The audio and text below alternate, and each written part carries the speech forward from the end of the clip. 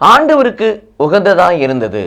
இனி இயேசு கிறிஸ்துவுக்குள் பிரியமான என் சகோதர சகோதரிகளே, இந்த நிமிட நட்சத்திரಕ್ಕೆ இயேசுவின் நாமத்தில் நான் உங்களை அன்போடு அழைக்கிறேன். ஆண்டவருக்கு உகந்ததாய் இருந்தது. எது ஆண்டவருக்கு உகந்ததாய் இருந்தது? சாலமோன் ஜெபித்த ஜெபம், சாலமோன் எண்ணிய எண்ணம், சாலமோன் வேண்டிய மன்றாட்டு ஆண்டவருக்கு உகந்ததாக இருந்தது. அதான் அந்த தரிசனத்தை ஆண்டவர் சொல்லுகிறார், சாலமோனே, நீ ஆளுவருக்கு பெரிய அரசு வேணும், செல்வம் வேணும், மக்கள் வேணும், வெற்றி வேணும்னு சொல்லி உலக சம்பந்தப்பட்ட காரியங்களை எதையுமே கேட்கல. எத்தனையோ எண்ணி அடங்காத மக்களை என் கையில் கொடுத்துருக்கீங்க ஆண்டவரே.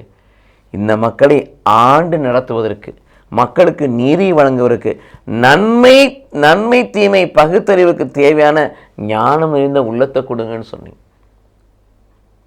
உலகத்தை கேட்கவில்லை, செல்வத்தை கேட்கவில்லை, வெற்றியை கேட்கவில்லை, பொருளை கேட்கவில்லை, உடைமைகளை கேட்கவில்லை.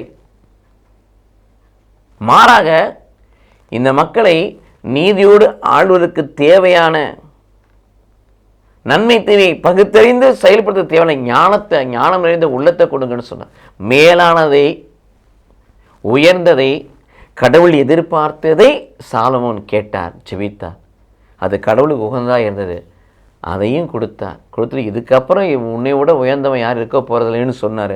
மட்டுமல்ல, கேட்காதையும் கொடுத்தார், கேட்டதையும் கொடுத்தார், கேட்காதையும் கொடுத்தார். வெற்றி, செல்வம், அரசு எல்லாத்தையும் கொடுத்தார். ஏன்? சாலமோனின் ஜெபம் கடவுளுக்கு உகந்ததாக இருந்தது. நாம் அப்படி ஜெபிப்போம், மன்றாடுகிறோம், நல்லது. கடைசியில் நான் உண்டு மன்றாடுனா கூட கடைசியில் நீங்கள் இப்படி சொல்லிடுங்க, ஆண்டவரே, நான் வேண்டினேன், குறை இருக்கலாம், நிறைய இருக்கலாம், ஆனால் உங்கள் திருவிழம் எதுவோ அப்படியே சித்தத்தின்படியே ஆகட்டும்னு சொல்லி ஆண்டவர்கிட்ட ஒப்பு கொடுத்தது. இல்லையென்றால் ஆண்டவரில் ஆவியானவர்கள் நிரம்பி ஆண்டு உகந்தது எதுவோ அதையே அவடுத்து கேளுங்கள். சாலமோனை சந்தித்த தேவன் நேற்றும் என்றும் மாறாதவர். நம்மை சந்தித்து நமக்கும் ஆசி வழங்குவார். கடவுள் நம்மை ஆசீர்வதிப்பாராக. ஆமென்.